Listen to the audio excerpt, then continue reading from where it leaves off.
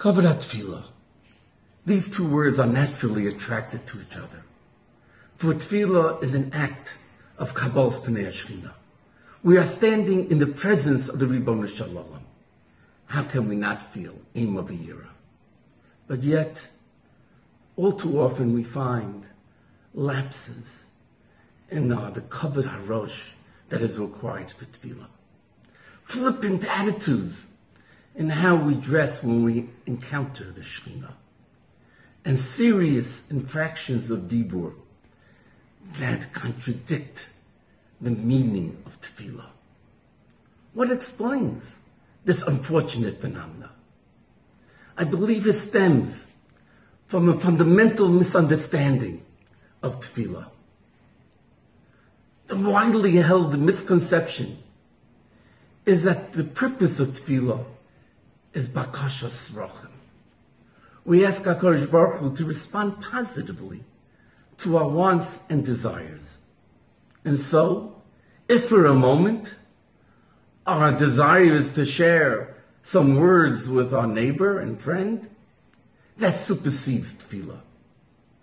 But Chazal described Tefillah as avoda shebelev, not bakashas befeh. The shoresh of the word avoda is eved. In Tefillah we recognize our submission to the Ribono Shel Olam. In Tefillah we reaffirm our avdus to HaKadosh Baruch Hu.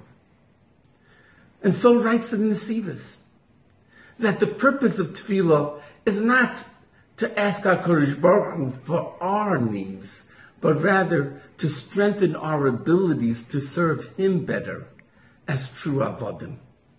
Tefillah is not a self-indulgent exercise, but rather Tefillah is to ask the Ribono Shel Olam to mechazek our kochos so that we could be better avodim. David HaMelech wrote, Karav Hashem l'chol karav, l'chol asher yikru v'emes. How can we approach the Ribono Shel Olam b'sheker? But I think the kavan of David HaMelech is that HaKadosh Baruch Hu is close, is karav to those who recognize the emes, the reality of our relationship to the Ribono Shel Olam. The truth in that we are avodim to HaKadosh Baruch Hu. L'chol asher yikru v'emes. Those who come to the Ribono Shel Olam, who call upon Him in emes, with the truth, as avodim, HaKadosh Baruch Hu responds affirmatively. Can you imagine an Eved who has his own agenda, who serves his own goals and interests, who refuses to take direction from his Adam? A casual mispalo, a talking davener, is guilty of similar insubordination. The Gemara tells us, Chasidim Rishonim, Yishon Shoy Achas, called them Shispalalu. What were they contemplating for that hour? I believe they were contemplating this concept that we approach the Ribono Shel Olam as avodim. And they were thinking, how can we serve the Ribono Shel Olam better?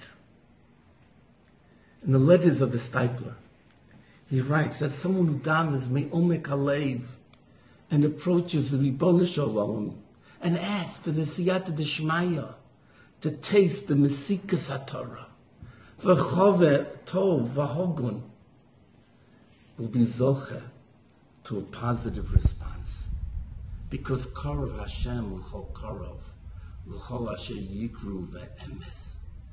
Tefillah is avoda shebelev. It requires machshava belev. And if we have the right machshavas, and we have the right purpose, and the seriousness of kavanah, without talking, then we will be zoche be'ezras Hashem to such a siyata d'shmaya.